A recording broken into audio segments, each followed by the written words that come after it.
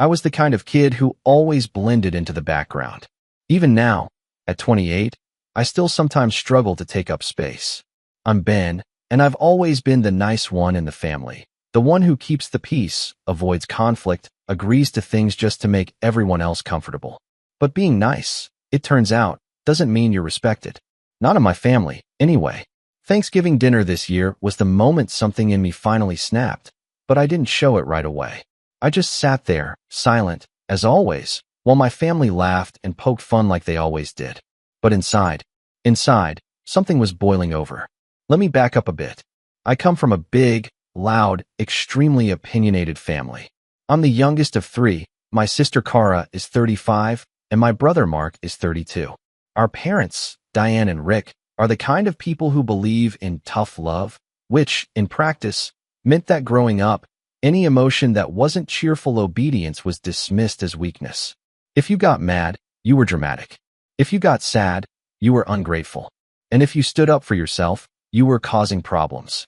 Naturally, I learned early on to just smile and nod. Every family has their roles, right? Cara is the high achiever, always bragging about her consulting job, 3 kids, Pinterest perfect house. Mark is the charmer, though honestly he's just loud and manipulative. He's always got some new hustle going on, always crashing on someone's couch between business ideas. But somehow he's still fun Uncle Mark, who just needs a break. And me? I was the helper. The one who dropped everything to dog sit when Mark had a last-minute emergency trip. The one who always brought dessert to family dinners, even if no one remembered to ask. The one who lent money when people needed it. Quiet, dependable Ben. Thanksgiving was at my parents' house this year. I showed up with a pumpkin pie I made from scratch. I'd been working a lot, 2 jobs actually, but I wanted to contribute. I walked in, and nobody said thanks. My mom gave me a side hug and immediately asked, "Oh, did you bring whipped cream too?" Not hi. Not how are you. Just concern over topping. I shrugged it off, like usual. My threshold for disappointment with them is sky high by now. We all sat down, and things started off normal enough. Cara boasting about her oldest making the gifted program. Mark showing everyone a flashy mock-up of some crypto-adjacent app he's working on. I tried to chime in once, mentioned that I finally paid off my student loans this month. No reaction, just a pivot into how kids today are coddled. But it wasn't until after dinner that things went off the rails. We were sitting in the living room, full and a little buzzed. The conversation turned toward personality types. My mom had seen some video about Enneagrams, or whatever, and everyone started assigning each other roles. It started playful. Cara was the boss, obviously. Mark was the visionary. My dad was the provider, my mom the glue. And then my sister looked right at me and said, "And Ben's the doormat." I laughed, because I thought she was joking. I actually thought it was a joke. But she just smiled and added, "No, really. You are. You let people walk all over you. You never speak up, even when you should. It's like you don't even exist sometimes." My mom didn't correct her. My dad didn't object. Mark chuckled and said something like, "You're lucky though, Ben. Less stress when you don't take anything personally." I sat there, frozen, trying to keep my face neutral. They kept talking, kept laughing, like it was all in good fun. But I could feel something in me cracking open. I'd let a lot slide over the years. Comments, jabs, being excluded from decisions, used for favors. But something about that word stuck to my ribs like bad gravy. Doormat. And the worst part was, I couldn't even defend myself. I just smiled politely, like I always do, and muttered something like, "Guess I need a wash." They laughed. I went home early. For the next few days, I couldn't stop thinking about it. I started going over all the moments in my life where I let people push past my boundaries. Family, friends, even coworkers. How many times I said yes when I wanted to say no. How many times I felt smaller than everyone around me and let it happen because it's easier. That night, I sat in my tiny apartment and made a list.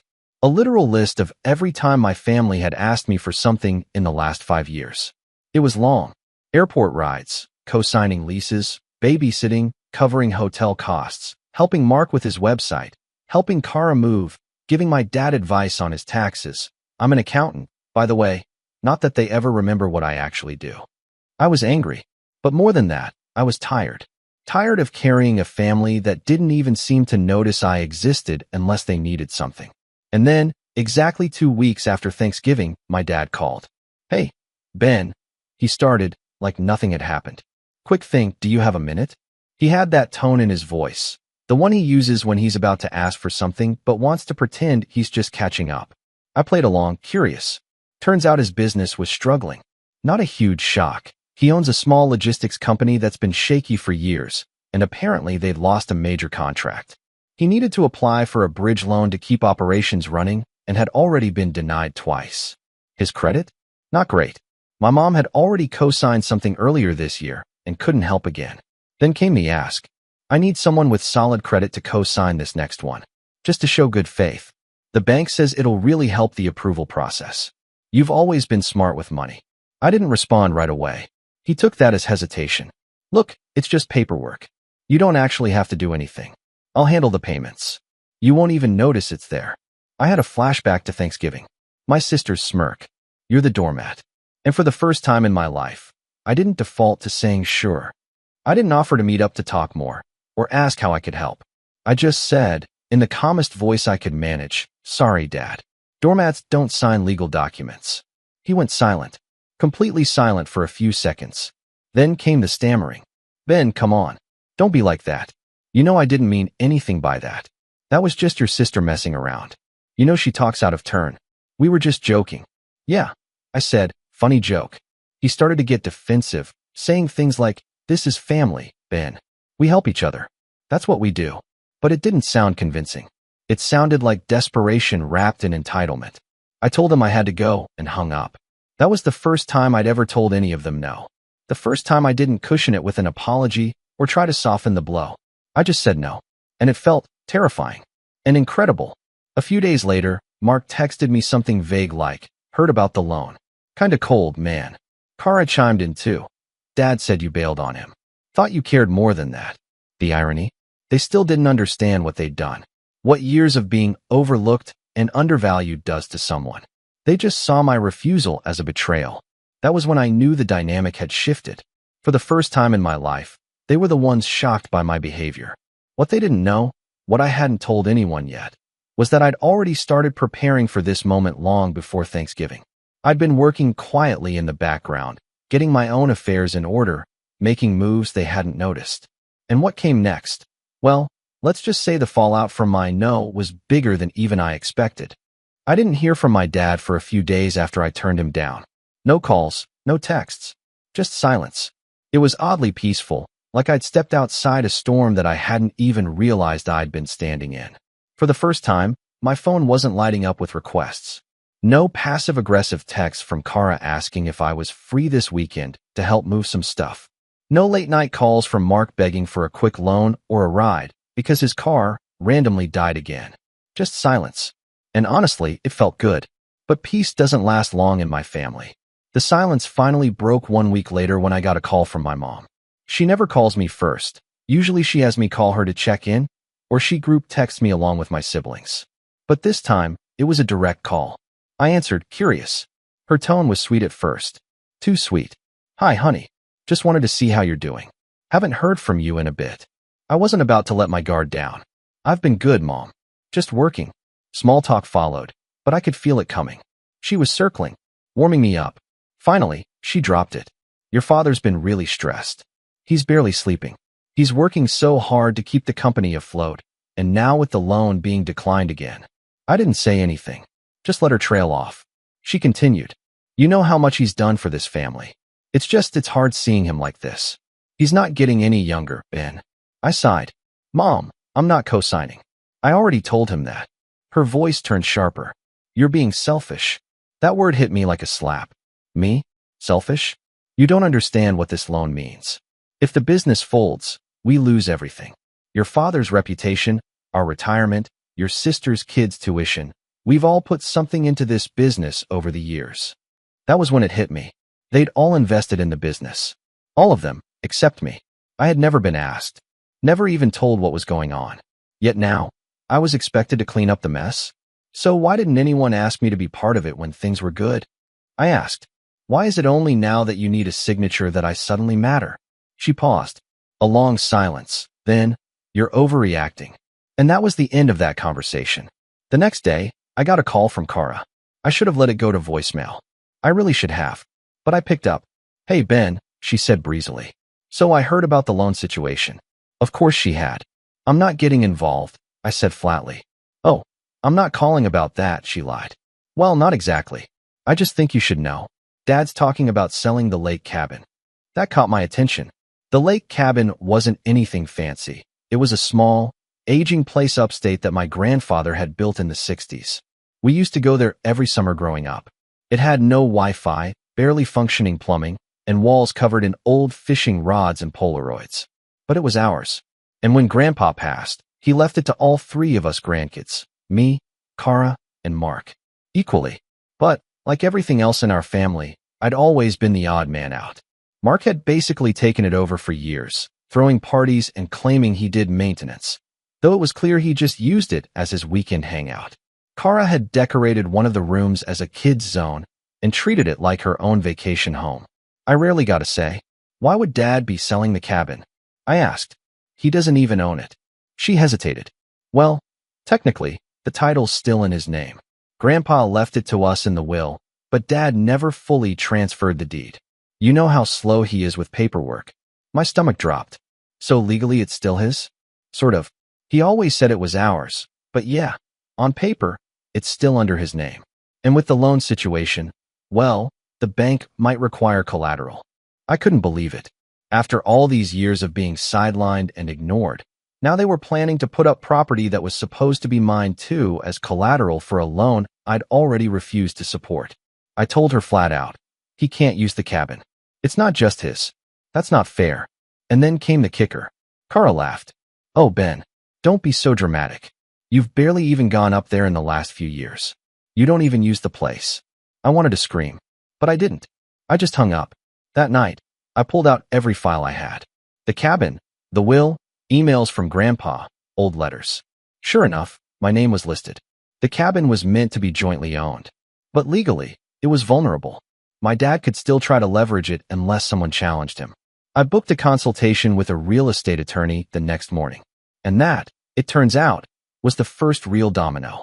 Because what I learned from that meeting started unraveling a whole web I didn't even know existed. For starters, the cabin wasn't the only thing still under my dad's name.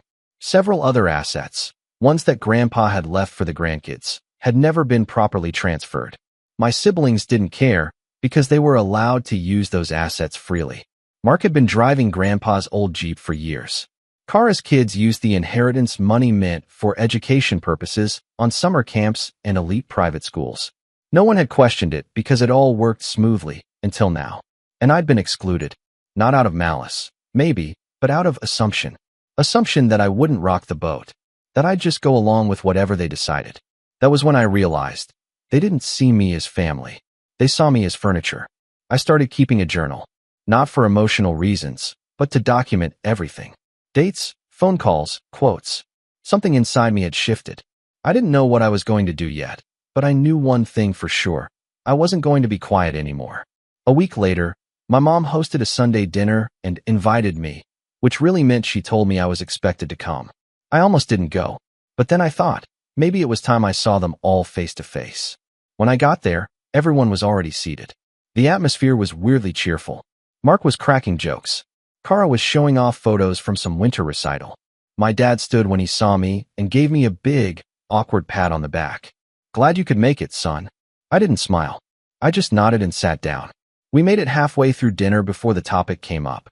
It started with Mark saying, "So I hear the bank's final decision comes in tomorrow." He said it casually, like he was talking about sports scores. Then my mom chimed in. "We're optimistic, but it'd be a lot easier if the family showed a united front." They were all looking at me. I cleared my throat. Is this the part where I'm guilted into saving the family? No one laughed. My dad leaned forward. "Ben, look, I know things have been tense. I know you feel underappreciated, and I take responsibility for that. But we're in crisis now. This isn't the time for grudges." I blinked. "You mean this isn't the time for me to have boundaries?" He opened his mouth, then shut it. And then, out of nowhere, Kara snapped. "You're seriously going to let pride ruin everything? Dad built that business for us. You've always been the least involved in the family, and now, when we need you the most, you're suddenly high and mighty? Who even are you lately?" I stared at her. Mark added, "Dude, you've always been soft. That's fine. It's who you are. But don't pretend like you're some big shot now. You owe Dad. We all do." I stood up slowly. "You want to know who I am?" I asked. Everyone fell silent. "I'm the guy who fixed your credit, Mark, when you tanked to trying to launch a vape business in 2019. I'm the guy who washed your kids for free every weekend last summer, Kara, because your husband was too busy. I'm the guy who filed mom's taxes 4 years in a row without a thank you, and the guy who's been ignored, dismissed, and laughed at every time I tried to be more than just the family's background character." No one said a word. I looked directly at my dad. "And I'm the guy who's done being used." I grabbed my coat. My dad called out, "Ben, don't do this." I turned back. "You already did." And I walked out. But I wasn't finished yet. I didn't sleep that night. Not out of anger, but because for the first time in years, I felt awake. Raw. Exposed. My heart was pounding with everything I hadn't said over the years, everything I'd swallowed just to keep the peace. That dinner, the way they cornered me, the words they threw around like my boundaries were just inconvenient. It finally confirmed what I'd always feared but never wanted to admit. They didn't love me. They loved the usefulness of me. And now that I'd removed that usefulness, I was nothing more than a problem. Still, as satisfying as that moment at dinner had been, walking out didn't fix anything. It didn't erase the ache. The part of me that still wanted to be seen, included, respected, that part was still very much alive. And now it was bruised and angry. I spent the next week in a daze. I'd show up to work, run the numbers, do my job, and come home to sit on the couch and stare at nothing. My apartment was quiet, borderline depressing.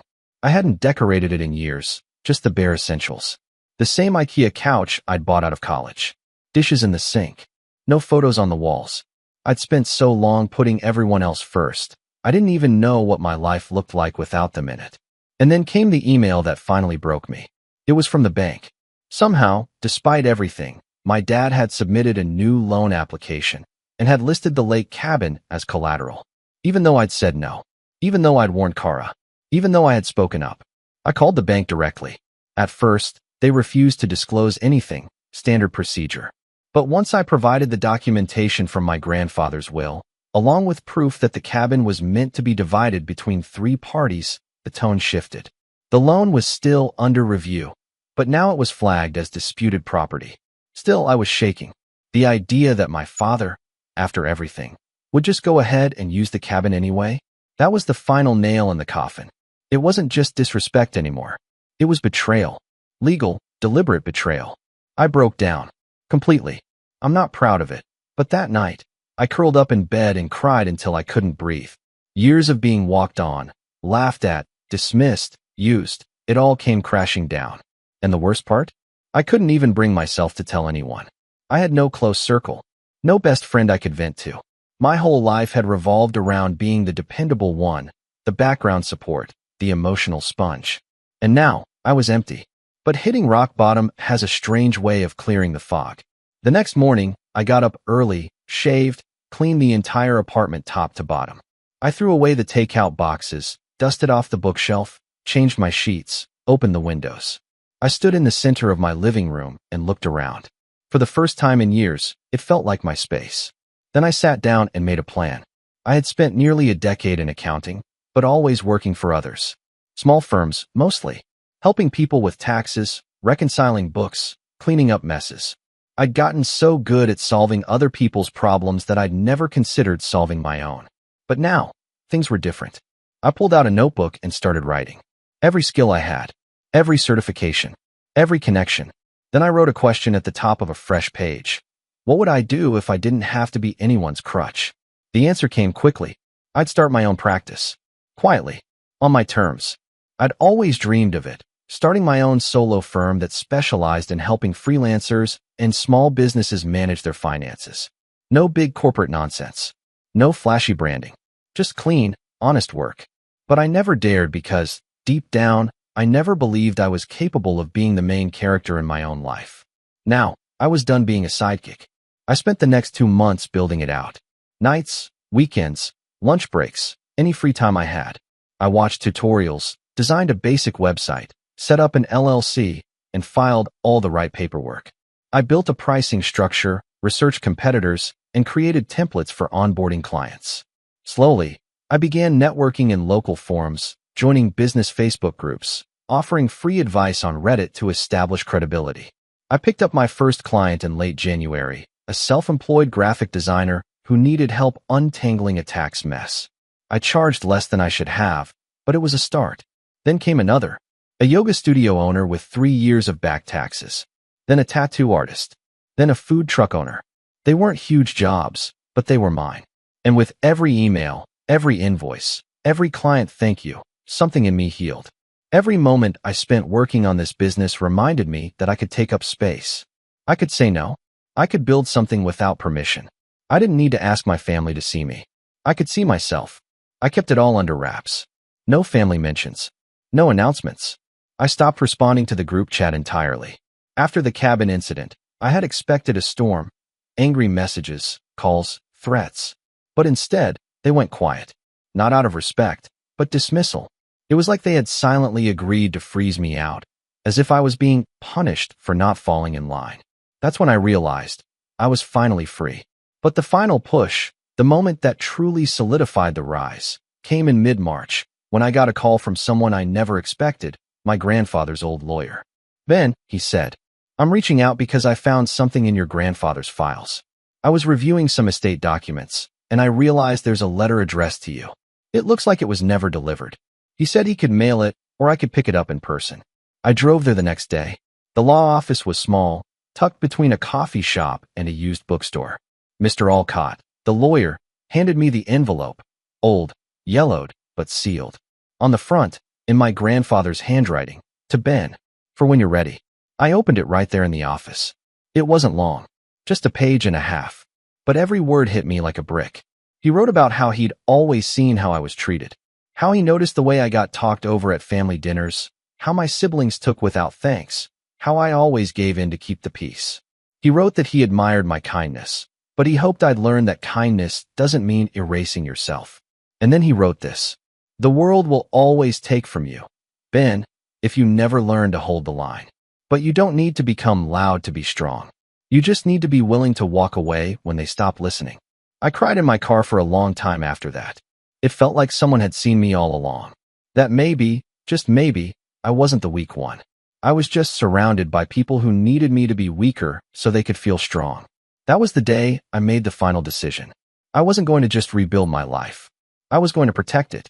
I opened a separate business account, finalized contracts with 5 new clients, and reached out to a property lawyer about the cabin. If they wanted to play legal games, I was done being passive. I had a legal right to that property, and I was going to assert it. I even started looking into therapy, something I'd always dismissed before as unnecessary. But now I realized I had work to do. Internal work. Unpacking years of feeling small. Learning how to speak, even when my voice shook. And bit by bit, I started to feel real. Solid. Not just a placeholder in someone else's story. And as I quietly rose, something strange began to happen. My siblings started to notice. It started with Mark. He left me a voicemail, awkward, half apologetic. Something about needing help with an LLC filing for a friend. I didn't respond. Then Kara sent an email. Short and cold. "Dad said you've been making waves. Hope you're not trying to split up the cabin over some petty drama." I replied with one sentence. "I'm asserting my legal rights, same as you would if it were reversed." She didn't reply. But my dad? He hadn't reached out at all. Which, honestly, said everything I needed to know. What they didn't know, what none of them yet understood, was that I had something else planned. Something not petty, not emotional, but strategic. Thought out. Calculated. Because while they were busy calling me selfish, I was building leverage. And soon, I was going to use it. When I was younger, I used to believe that revenge was loud. Yelling matches, storming out, breaking plates, that sort of thing. But as I sat at my desk that April morning, sipping black coffee and reviewing the final drafts of my property dispute claim, I realized something far more satisfying. Real revenge is quiet, strategic, measured. It doesn't need fireworks, just leverage. And I had plenty. It started with the cabin. After confirming with the real estate attorney that my grandfather's will clearly outline joint inheritance, even if the deed hadn't been updated, I officially filed a petition to partition the property. In layman's terms, that meant forcing the cabin to be either legally divided or sold, with the proceeds split among the rightful heirs. The best part? I didn't tell them. I knew my dad would find out soon enough. The moment he got served, probably.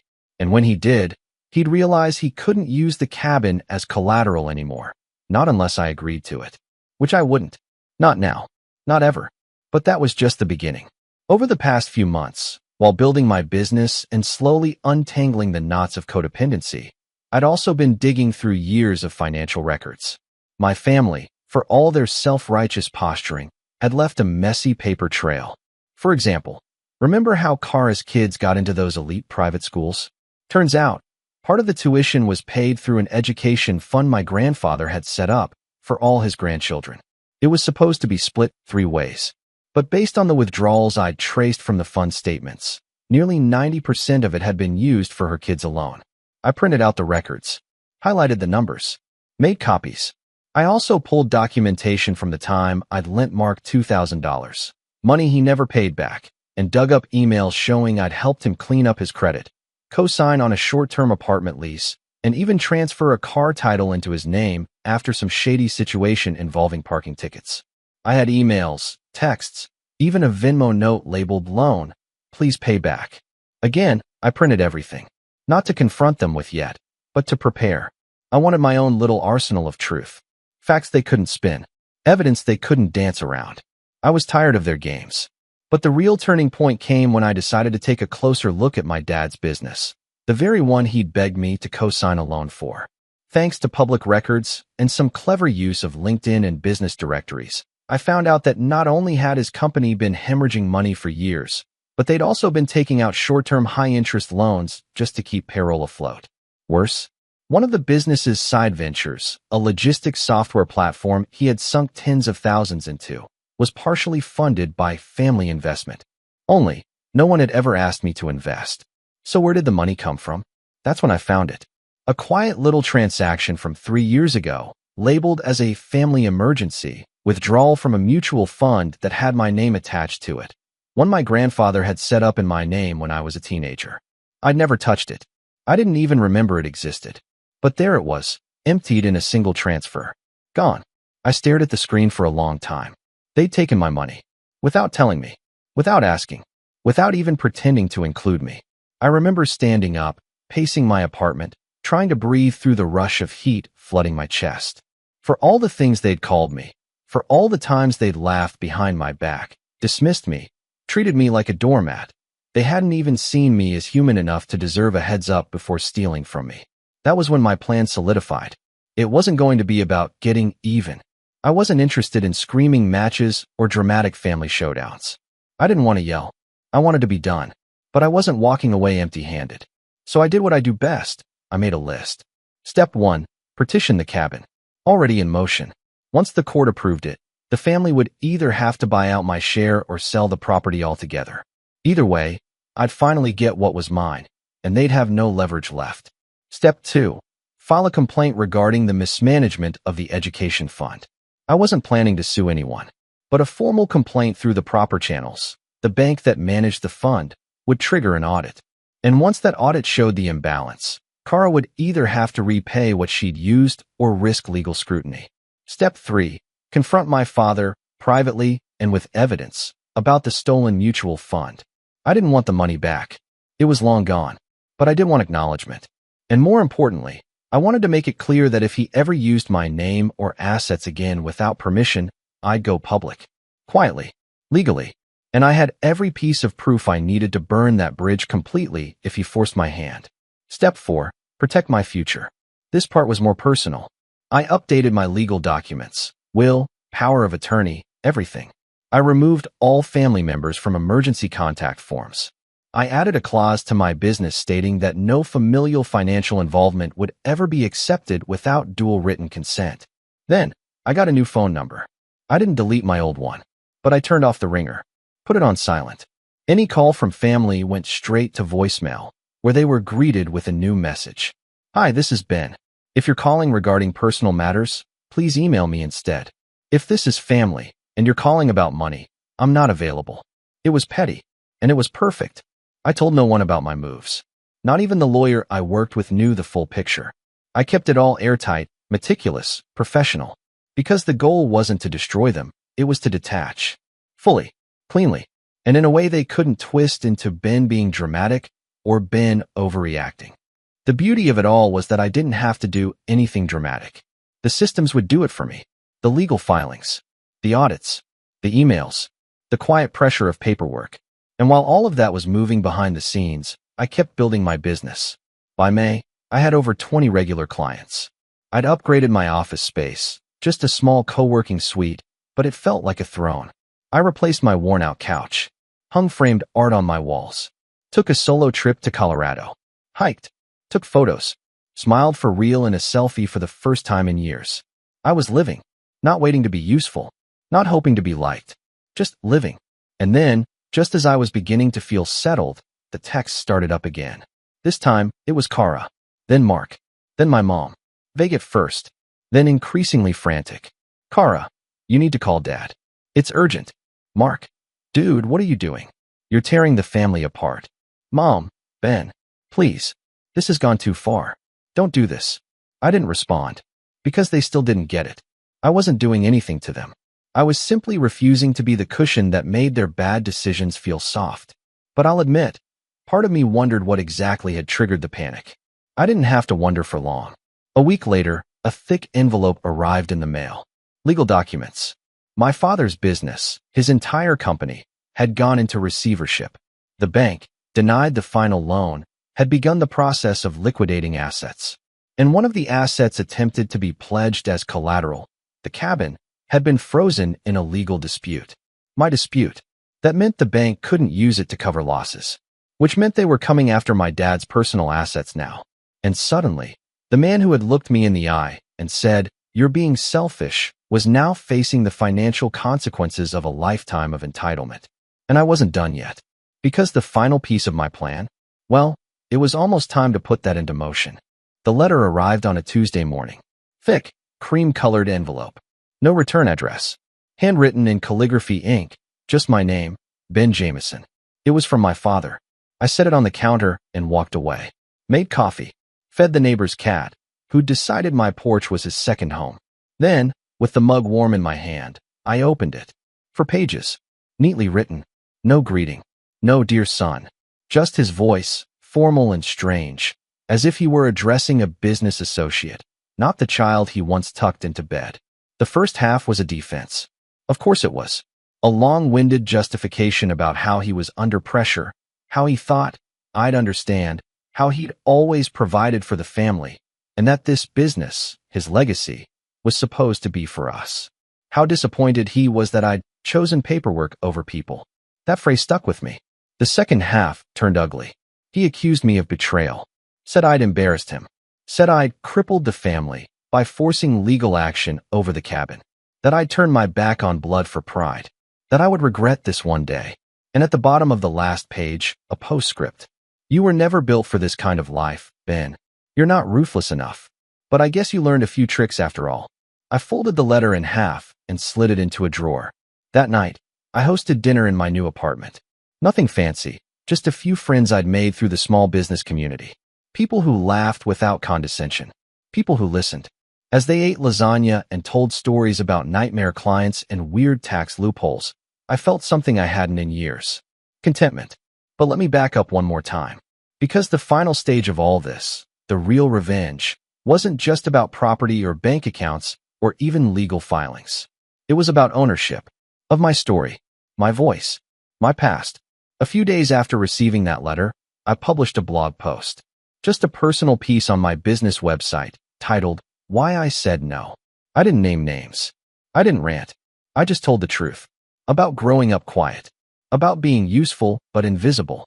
About the pressure of being the family fixer. And about how sometimes saying no is the kindest thing you can do for yourself. The post blew up. Not viral, but close. It got shared in accounting forums, small business networks, even a few family therapy groups. Clients emailed me to say they related. One woman cried during a Zoom call and said she finally had the courage to tell her brother she wouldn't co-sign his mortgage. And then the emails started coming from my own extended family. Cousins I hadn't spoken to in years. Aunt Diane from Oregon, even my mom's estranged brother, Uncle James. They all said the same thing. We knew how they treated you. We just didn't know what to say. Uncle James added, your grandfather would have been proud. Meanwhile, the legal gears kept turning. The bank officially foreclosed on my father's business in early June. The warehouse, trucks, and inventory were auctioned. The software platform was sold for pennies. My mother moved out of their 4-bedroom home into a 2-bedroom condo on the edge of town.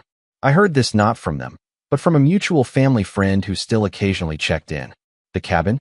The court approved the petition. When my siblings learned they'd have to either buy out my 1/3 share or agree to sell, they panicked. Kara begged me for a private agreement, offered to make things right if I withdrew the court case. I told her calmly, we're past that point. Mark, of course, sent a flurry of texts trying to guilt me, accusing me of breaking up the last thing we had from Grandpa. I didn't reply. The cabin was listed that fall. It sold to a retired couple who planned to fix it up and rent it seasonally. I made sure they knew the history, handed them a small envelope of old Polaroids I'd rescued from the dusty drawers before the sale. He built this place himself, I told them. Every nail. The wife teared up. Her husband shook my hand and promised to take good care of it. My share of the sale came to just over $180,000. I used part of it to open a scholarship fund in my grandfather's name for young accountants from underserved communities. The rest went into expanding my practice. I hired an assistant, rented a bigger office, and created a mentorship program for freelancers who wanted to understand finances without being intimidated. As for my father, he reached out again, one last time, about 6 months after the business folded. Another letter. This one shorter. Still no apology. Just, you made your point. I hope you're happy. Just remember who fed you, who clothed you, who gave you everything. Family doesn't owe each other. They support each other. I read it once, then fed it to the shredder. Because here's the thing, I was happy, not in the gloating, victorious, I got mine kind of way, but in the quiet, steady kind of way that comes from walking away from chaos and realizing the silence is beautiful, peaceful. I never wanted to destroy my family. I just wanted to be seen, heard, respected. But when that didn't happen, I did what they never expected me to do. I stood up, I stepped out, and I made a life of my own. I don't think they'll ever really understand what they lost. The value of a quiet son who would have done anything for them if they'd only treated him like he mattered. But that's okay, because I no longer need their understanding, and I no longer need their permission. I am no longer the doormat, and I don't answer the door anymore.